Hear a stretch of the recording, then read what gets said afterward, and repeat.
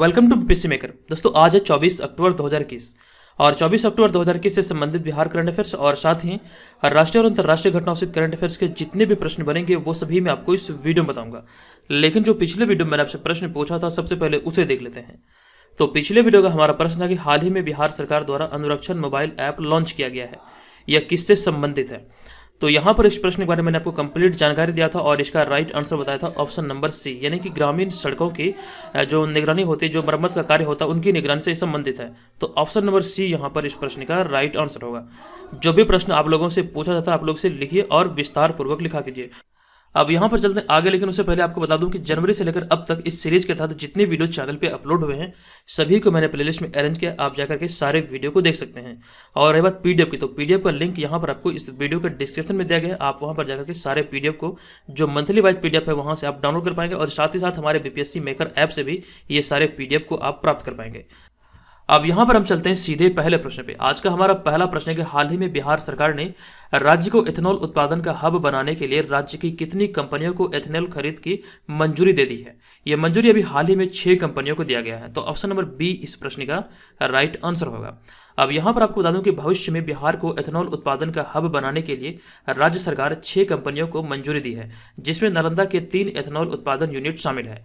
और यहाँ पे हमारा अगला पॉइंट है, तेल कंपनियों द्वारा राज्य के लिए जारी की गई सूची में नालंदा के Patel agri industries private limited के 3 यूनिट द्वारा एथेनॉल उत्पादन की खरीद करने की इसमें अनुमति दी गई है। और साथ ही साथ आप ये भी ध्यान रखेंगे कि इसमें आरा और मुजफ्फरपुर के भी एथेनॉल उत्पादन यूनिट शामिल है। अब यहाँ पर मैं आपको एक पॉइंट बताने वाला हूँ जो कि बहुत ही ज़्यादा इंपॉर्टेंट है। तो हाल ही में बिहार एथेनॉल नीति को अपनाने वाला देश का, यानी कि भारत का पहला राज्य बना है और अब इसे एथेनॉल उत्पादन का हब बनाने की तैयारी है। ये कंप्लीट जानकारी यहाँ से आपको याद रखना है, ये तमाम चीज़ें आपको एग्जाम में पूछ जा सकते हैं। अब यहाँ पर हम चलेंगे दूसरे प्रश्न पे। हमारा दूसरा प्रश्न है कि बिहार बटालियन एनसीसी मुजफ्फरपुर के किस कैडेट को डीजी एनसीसी अवार्ड से हाल ही में सम्मानित किया गया है। तो इस प्रश्न का हमारा राइट आंसर है ऑप्शन नंबर ई, यानी कि यहाँ पर आप देखेंगे तो ऑप्शन नंबर ई के तहत हम देखेंगे ऑप्शन नंबर ए और बी इस प्रश्न का राइट आंसर होगा, यानी कि अंबिका रश्मि और मोहन कुमार, अर्थात हमारा फाइनल आंसर बनेगा बीपीएससी के दृष्टिकोण से ऑप्शन नंबर ई। अब यहाँ पर मैं आपको इस बारे में बता दूं कि बिहार बटालियन एनसीसी यानी कि नेशनल कैडेट कॉर्प्स मुजफ्फरपुर के अंबिका रश्मि और मोहन कुमार को डीजी एनसीसी अवार्ड से हाल ही में नवाजा गया या फिर हाल ही में सम्मानित किया गया है। ये आपको यहाँ से ध्यान रखना। और साथ ही साथ यहाँ पर मैं आपको बता दूं कि अंबिका रश्मि 8वीं बिहार बटालियन और मोहन कुमार 32वीं बिहार बटालियन के कैडेट हैं। अब यहाँ पे बात हुई एनसीसी की। यहाँ पर आपसे प्रश्न बन सकते हैं कि एनसीसी की स्थापना कब हुई, किस समिति के आधार पर एनसीसी की स्थापना हुई थी और इसका पूरा नाम क्या होता है। तो आप यहाँ पर इस पॉइंट में देख सकते हैं एनसीसी की स्थापना 16 अप्रैल 1948 को कुंजरू समिति ने किया था। और यहाँ पर आप इस पॉइंट में ऑलरेडी देख चुके हैं एनसीसी का फुल फॉर्म होता है नेशनल कैडेट कॉर्प्स। तो ये संबंधित जानकारी यहाँ से याद रखिए। और साथ ही साथ अगर हम मुजफ्फरपुर की चर्चा करें तो हाल ही में मुजफ्फरपुर में लीची प्रोसेसिंग यूनिट की स्थापना की गई है। और साथ ही साथ मैंने एक पॉइंट और भी आपको बताया था कि मुजफ्फरपुर में ही बिहार का पहला मेगा फूड पार्क भी बनाया जा रहा है। ये तमाम चीज़ों को आप चेन बना के याद रखिए, ये आपके आगामी एग्जाम में आपको बहुत ही ज़्यादा हेल्प करेगा। ये छोटे छोटे फैक्ट्स हैं लेकिन है बहुत ज़्यादा इंपॉर्टेंट। अब चलिए बढ़ते हैं अगले प्रश्न पे। हमारा अगला प्रश्न होगा तीसरा प्रश्न। यह प्रश्न है कि 21 अक्टूबर 2021 को बिहार के पहले मुख्यमंत्री डॉक्टर श्री कृष्ण सिंह की कौन सी जयंती मनाई गई है। यह भी एक बहुत ही ज़्यादा इंपॉर्टेंट प्रश्न है और इस प्रश्न का हमारा राइट आंसर है ऑप्शन नंबर बी, यानी कि अभी हाल ही में श्री कृष्ण सिंह की 134वीं जयंती मनाई गई है। ऑप्शन नंबर बी यहाँ पर इस प्रश्न का राइट आंसर होगा। अब यहाँ पर आपको बता दूं कि हाल ही में बिहार के पहले मुख्यमंत्री डॉक्टर श्री कृष्ण सिंह की 134वीं जयंती मनाई गई है। अब यहाँ पे कुछ पॉइंट है जो कि आपके एग्जाम में पूछे जाने की संभावना है, सभी चीज़ों को यहाँ पर हम लोग विस्तार से जानेंगे। तो आपको बता दूं कि 21 अक्टूबर 1887 को बिहार के पहले मुख्यमंत्री डॉक्टर श्री कृष्ण सिंह का जन्म मुंगेर, जो कि अभी वर्तमान शेखपुरा, यानी कि उस समय जब जिला था मुंगेर जिला, तो मुंगेर जिला में हुआ है, लेकिन विभाजित होने के बाद यह क्षेत्र शेखपुरा में आ गया है। तो यहाँ से आपको ध्यान रखना कि वर्तमान शेखपुरा जिले में इनका जन्म हुआ था। और यहाँ पे हमारा अगला पॉइंट है कि 1937 में वे बिहार असेंबली के सदस्य चुने गए तथा कुछ दिन बाद 1937 में ही बिहार के प्रथम मुख्यमंत्री बने थे। अब यहाँ पे हम चर्चा करेंगे शेखपुरा की, जो यहाँ पर मैंने आपको बताया कि शेखपुरा जिला का गठन हुआ था। तो यहाँ पर अगले पॉइंट में आप देख सकते हैं शेखपुरा बिहार का नया जिला है जिसका गठन 1994 में मुंगेर से विभाजित कर किया गया था। यहाँ से आपको यह ध्यान रखना है कि 1887 में जब श्री कृष्ण सिंह का जन्म हुआ था तो उस समय शेखपुरा जिला नहीं था। शेखपुरा जिला का जो गठन हुआ था ये मुंगेर से विभाजित कर 1994 में किया गया था। ये यहाँ से ध्यान रखें। और साथ ही साथ और कुछ पॉइंट है कि शेखपुरा बिहार का सबसे कम जनसंख्या वाला जिला है और शेखपुरा से नालंदा, लखीसराय, जमुई तथा नवादा जिले की सीमा लगती है। है। और यहाँ पर एक पॉइंट श्री कृष्ण सिंह और श्री नीतीश कुमार जी से संबंधित है, ये बहुत ही ज़्यादा इंपॉर्टेंट है। यहाँ पर आप देख सकते हैं 15 अगस्त 2021 को बिहार के मुख्यमंत्री नीतीश कुमार ने 15वीं बार गांधी मैदान में तिरंगा झंडा फहराया है, जो कि एक रिकॉर्ड स्थापित हुआ है। आप यहाँ पे आगे देख सकते हैं, इससे पहले सबसे अधिक बार यानी कि 14 बार बिहार के मुख्यमंत्री रहते हुए झंडा फहराने का रिकॉर्ड श्री कृष्ण सिंह के पास था।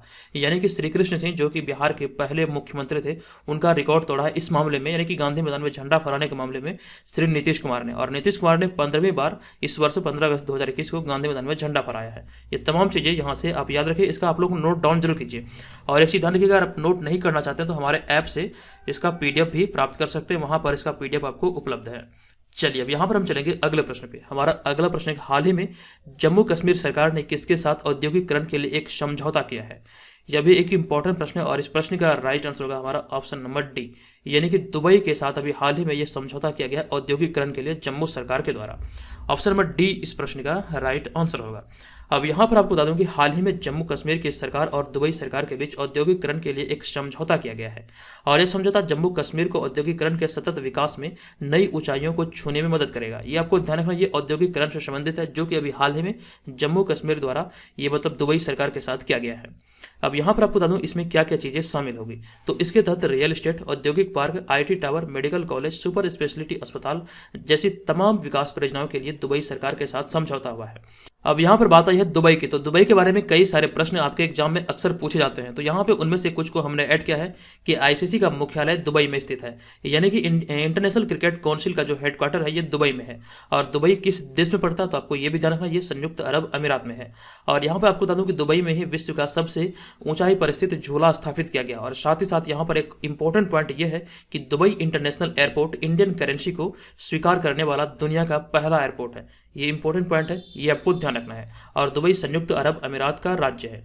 अब यहाँ पे हमारा अगला पॉइंट है कि 1971 में फारस की खाड़ी के 7 राज्यों अबू धाबी, शारजा, दुबई, अल कुवैन, अजमान, फुजइरा तथा रस अल खेमा को मिलाकर संयुक्त अरब अमीरात की स्थापना हुई थी।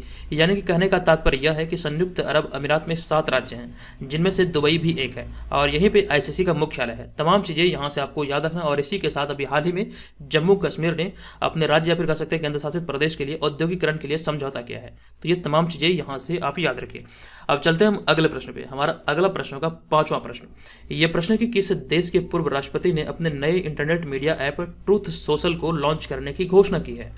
इस प्रश्न का हमारा राइट आंसर है ऑप्शन नंबर बी, यानी कि ऑप्शन नंबर बी नहीं बल्कि ऑप्शन नंबर डी, यानी कि अमेरिका इस प्रश्न का राइट आंसर होगा। अब यहाँ पर आपको बता दूं कि अमेरिका के पूर्व राष्ट्रपति डोनाल्ड ट्रंप की company Trump media and technology group ने अपनी प्रतिस्पर्धा कंपनियों के मुकाबले में ट्रूथ सोशल ऐप को लॉन्च करने की घोषणा की है। अब ये घोषणा क्यों की जा रही है, यहाँ पर तमाम चीज़ें आपको याद रखना चाहिए। इसके पीछे का स्टोरी क्या है वो चीज़ों को आपको जानना चाहिए।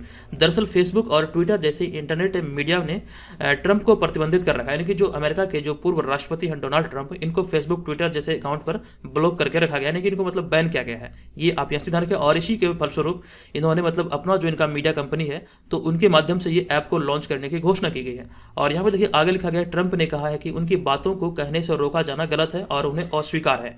और इसी को ध्यान रखते हुए जो मतलब Trump media and technology group है, उन्हीं के द्वारा इस ऐप को लॉन्च करने की घोषणा की गई है। इस ऐप का नाम होगा ट्रूथ सोशल और इस ऐप को 2022 में पूरे अमेरिका में लॉन्च किया जाएगा। अगले वर्ष 2022 में इसे अमेरिका में लॉन्च किया जाएगा। अब यहाँ पर बात आई है डोनाल्ड ट्रंप की। तो डोनाल्ड ट्रंप के बारे में कुछ चीज़ें आपको याद रखनी चाहिए, यहाँ से आपके प्रश्न बनने की संभावना है। तो डोनाल्ड ट्रंप का जन्म 14 जून 1946 को हुआ था और वे 9 नवंबर 2016 को संयुक्त राज्य अमेरिका के 45वें राष्ट्रपति बने थे। ये इंपॉर्टेंट पॉइंट है, आपको ध्यान रखना, वे 45वें राष्ट्रपति बने थे अमेरिका के। और वे रिपब्लिकन पार्टी से उम्मीदवार थे तथा उन्होंने अपने प्रतिद्वंदी डेमोक्रेटिक पार्टी की उम्मीदवार हिलेरी क्लिंटन को पराजित किया था। ये भी इंपॉर्टेंट पॉइंट है। और साथ ही साथ यहाँ पर एक मोस्ट इंपॉर्टेंट पॉइंट है जो कि आपको याद रखना है। डोनाल्ड ट्रंप अमेरिका के इतिहास में पहले ऐसे राष्ट्रपति हैं जिनके खिलाफ 2 बार महाभियोग चलाया गया। ये तमाम चीज़ों को अगर आप याद रखेंगे, हो सकता है आपके ये सारे प्रश्न एग्जाम में पूछ लिया जाए, तो यहाँ से आपको बहुत ज़्यादा फायदा होने वाला है। और ये सीरीज आपको कैसा लग रहा है, ये जो मैंने इसमें चेंजेस किया कुछ ये सीरीज आपको कैसा लग रहा है, जो मैं चीज़ आपको विस्तार पूर्वक बताता हूँ, कृपया आप लोग मुझे कमेंट करके जरूर बताइएगा क्या आपके लिए बहुत ज़्यादा उपयोगी है और क्या इसमें कुछ सुधार करना चाहिए। तमाम चीज़ें अगर आपके मन में कोई भी सुझाव हो तो आप मुझे कमेंट करके जरूर बताइएगा और ये भी लिखिएगा कि ये सीरीज से आपको सच में हेल्प हो रही है या फिर नहीं। और दोस्तों वीडियो से अगर हेल्प मिले तो प्लीज़ वीडियो को जरूर लाइक करके अपना सपोर्ट दिखाइएगा। चलिए अब यहाँ पर हम चलेंगे अगले प्रश्न पे। तो यह प्रश्न है कि राष्ट्रीय अनुसंधान विकास निगम के नए अध्यक्ष के रूप में निम्न में से किसे नियुक्त किया गया है? तो इस प्रश्न का हमारा राइट आंसर है ऑप्शन नंबर सी, यानी कि अमित रस्तोगी इस प्रश्न का राइट आंसर होगा। अब यहाँ पर इस प्रश्न के बारे में हम लोग विस्तार से जानते हैं। तो अमित रस्तोगी को हाल ही में राष्ट्रीय अनुसंधान विकास निगम ने अपना नया अध्यक्ष और प्रबंध निदेशक नियुक्त किया है। आप जो यहाँ पर इस इमेज में देख रहे हैं यही है अमित रस्तोगी। ये आपको ध्यान रखना, अभी हाल ही में इन्हें राष्ट्रीय अनुसंधान विकास निगम का नया अध्यक्ष और प्रबंध निदेशक नियुक्त किया गया है। ये आप यहाँ से ध्यान रखें। और साथ ही साथ यहाँ पर मैं आपको बता दूं कि इससे पहले भी 5 वर्षों तक रक्षा मंत्रालय में इलेक्ट्रिकल इंजीनियरिंग निदेशक और 2 साल के लिए नौसेना डॉकयार्ड में अतिरिक्त महाप्रबंधक टैक्स सेवाओं के निदेशक थे।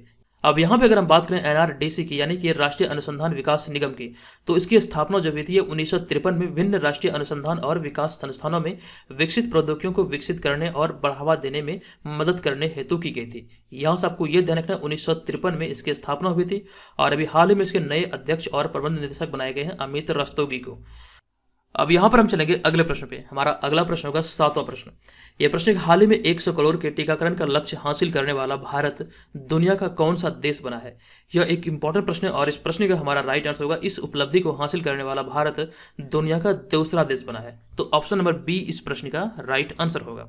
अब यहाँ पर आपको इस बारे में बता दूं डिटेल में कि हाल ही में भारत सरकार द्वारा जारी आंकड़े के अनुसार भारत 21 अक्टूबर 2021 को कोविड-19 वैक्सीन की ऐतिहासिक 100 करोड़ खुराक लगाने का आंकड़ा पार कर लिया है और इस उपलब्धि को हासिल करने वाला भारत चीन के बाद दूसरा देश है। यानी कि आपको ध्यान रखना है कि चीन इस मामले में पहले स्थान पर है और वहीं पे अगर हम बात करें दूसरे स्थान पे, तो दूसरे स्थान पे अपना भारत है। और यहाँ पे भारत के अंतर्गत अगर हम राज्यों की बात करें तो राज्य श्रेणी में उसके तहत यहाँ पे अगला पॉइंट लिखा गया कि इसके तहत जिन शीर्ष 5 राज्यों ने सबसे अधिक टीके लगाए हैं उनमें उत्तर प्रदेश, महाराष्ट्र, पश्चिम बंगाल, मध्य प्रदेश और गुजरात शामिल है। ये 5 राज्य शीर्ष पर हैं टीकाकरण के मामले में।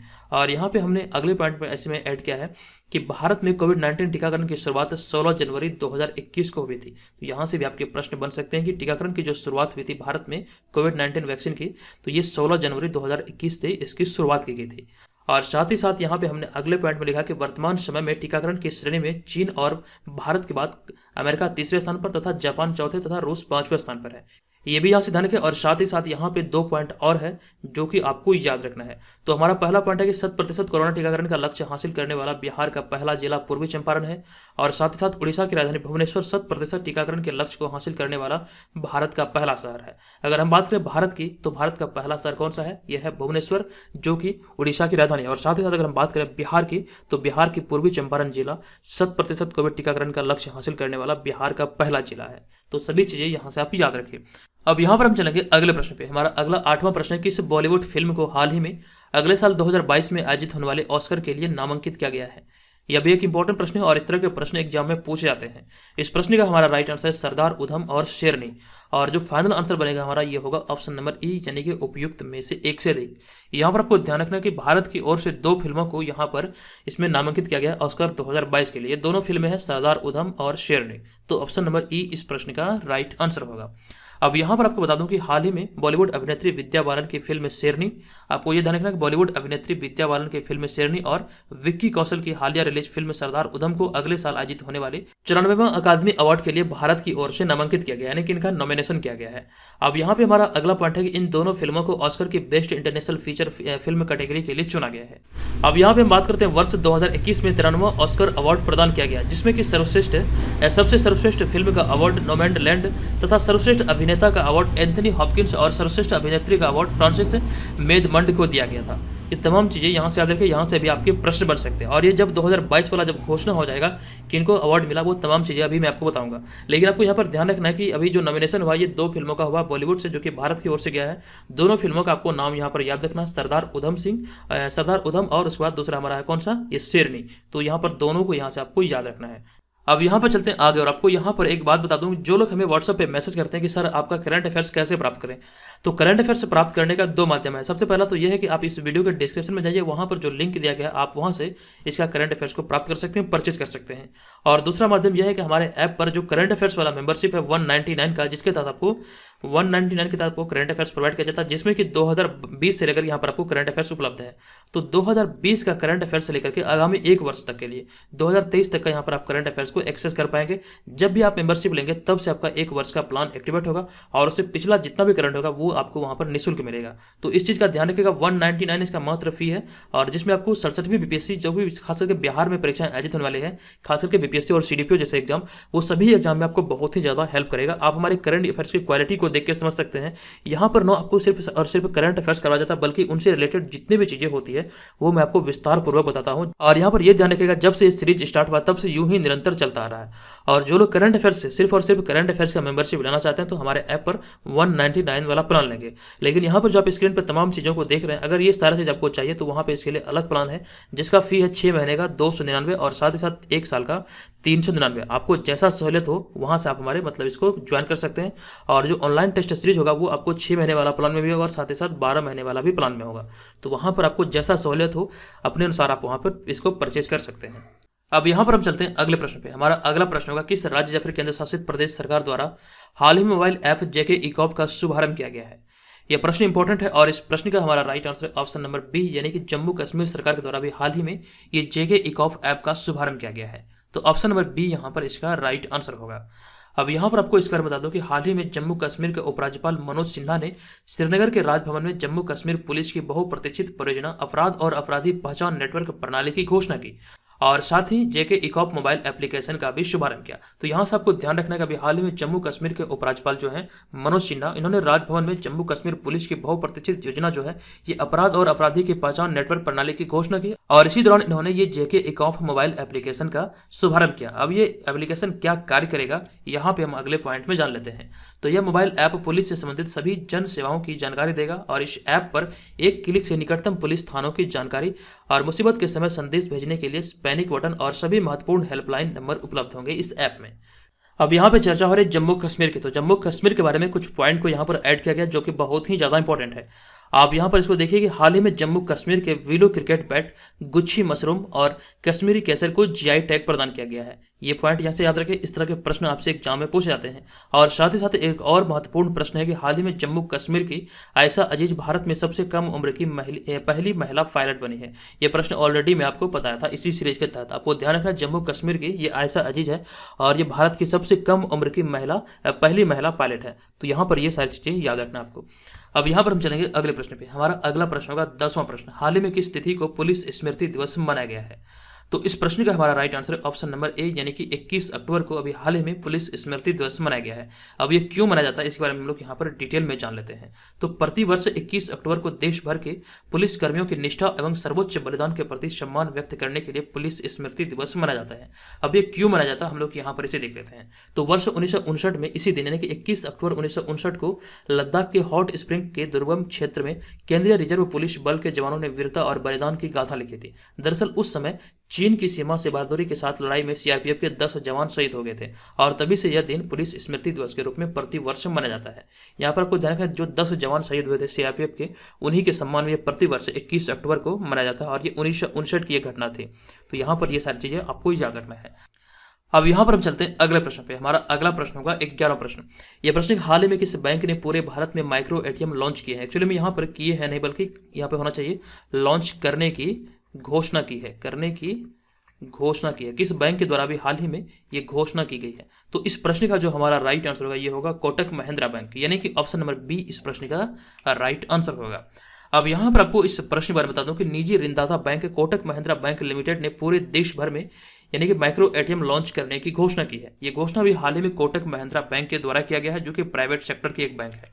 और यहाँ पर आपको बता दूं कि डेबिट कार्ड रखने वाले सभी बैंकों के ग्राहक कोटक माइक्रो एटीएम का प्रयोग प्रमुख बैंकिंग सेवाओं जैसे कि नगद निकासी राशि एवं शेष राशि के बारे में जानकारी पाने के लिए उपयोग कर सकते हैं। इस एटीएम का ये खासियत होगा, मतलब कि राशि की निकासी कर सकते हैं और साथ ही साथ जो मतलब वहाँ पर रिमेनिंग बैलेंस बचे हैं वो भी चीज़ें यहाँ से इस एटीएम के माध्यम से जाना जा सकता है। और यहाँ पर आपको ये ध्यान रखना, यह माइक्रो एटीएम का छोटा संस्करण है जो कि हैंड होल्ड माइक्रो एटीएम है। इसे हैंड होल्ड माइक्रो एटीएम करके संबोधित किया जाता है। और यहाँ पे बात है कोटक महिंद्रा बैंक है, तो इसकी भी थोड़ी सी चर्चा कर लेते हैं। तो कोटक महिंद्रा बैंक की स्थापना जो हुई थी फरवरी 2003 में हुई थी और इसका मुख्यालय मुंबई में है और इसके एमडी तथा सीईओ उदय कोटक हैं तथा ऑनलाइन केवाईसी यानी कि नो योर कस्टमर की सुविधा उपलब्ध कराने वाला पहला बैंक कोटक महिंद्रा बैंक है। तो ये पॉइंट आपको यहाँ से याद रखना, केवाईसी ऑनलाइन करने का जो सुविधा प्रदान करने वाला जो बैंक है ये है कोटक महिंद्रा बैंक और ये पहला बैंक है। चलिए अब यहाँ पर हम चलेंगे अगले प्रश्न पे। हमारा अगला प्रश्न होगा 12वां प्रश्न। यह प्रश्न, किस कंपनी ने हाल ही में भारत का सबसे बड़ा ग्रीन हाइड्रोजन प्लांट लगाने की घोषणा की है? यह घोषणा अभी हाल ही में किस कंपनी के द्वारा किया गया? इसका right answer option number A, यानी कि गेल इंडिया के द्वारा अभी हाल ही में यह घोषणा किया गया है। अब यहाँ पर आपको बता दूं कि सार्वजनिक क्षेत्र की गेल इंडिया लिमिटेड ने हाल ही में देश का सबसे बड़ा ग्रीन हाइड्रोजन प्लांट लगाने की घोषणा की है। ये आपको ध्यान रखना, ये गेल के द्वारा ये घोषणा की गई है और इस संयंत्र को अगले 12 से 14 महीने में लगाया जाएगा और इसका उद्देश्य कार्बन मुक्त ईंधन के साथ साथ अपने प्राकृतिक गैस कारोबार को बढ़ाना है, इसका ये उद्देश्य है। और साथ ही साथ यहाँ पे अगर हम बात करें गेल की, तो गेल का पूरा नाम है भारतीय गैस प्राधिकार लिमिटेड और ये भारत में गैस उत्खनन करने वाली शीर्ष तकनीकी संस्था। और गेल की स्थापना जो हुई थी ये 1984 में हुई थी तथा गेल का जो मुख्यालय है ये नई दिल्ली में है। तो गेल से रिलेटेड ये सारे फैक्ट को यहाँ से आपको याद रखना है। अब यहाँ पर हम चलेंगे आज के इस वीडियो के प्रश्न की ओर। आज के हमारा इस वीडियो का प्रश्न है कि हाल ही में बिहार हिंदी साहित्य सम्मेलन का कौन सा स्थापना दिवस मनाया गया है? कंप्लीट जानकारी यहाँ से मैंने आपको दिया था, बताइए इसका राइट आंसर क्या होगा। और जो लोग हमारे स्टडी मटेरियल को प्राप्त करके और साथ साथ ऑनलाइन टेस्ट सीरीज में भाग लेना चाहते हैं और अपनी तैयारी को बेहतर करना चाहते हैं, तैयारी का आकलन करना चाहते हैं, तो हमारे ऐप को प्ले स्टोर से डाउनलोड करें और वहां पर जाकर के मेंबरशिप लेने के बाद हमारे तमाम मटेरियल को वहां से आप एक्सेस कर पाएंगे। तो ध्यान रखें, जो लोग इसे ज्वाइन करना चाहते हैं जल्दी से ज्वाइन कीजिए, आपके पास टाइम का अभाव है। ये 200-300 रुपये आपके लिए मायने नहीं रखता है, 200-300 रुपये आप लोग खा के उड़ा देते हो, लेकिन यहाँ पे मैं इतनी आपको सटीक चीजें दे रहा हूँ, शायद ही आपको किसी भी यूट्यूब चैनल या फिर कहीं भी आपको मिलेगा इतनी कम कीमत पे। तो ध्यान रखिएगा, ये आपको डिसीजन लेना है कि आपको इसे ज्वाइन करना या फिर नहीं। ठीक है, ये बहुत कम कीमत पे आपके लिए उपलब्ध है और ये आपके लिए बहुत ही ज़्यादा ज्ञानवर्धक सिद्ध हो सकता है, आपको बहुत ज़्यादा हेल्प करेगा आपके एग्जाम में।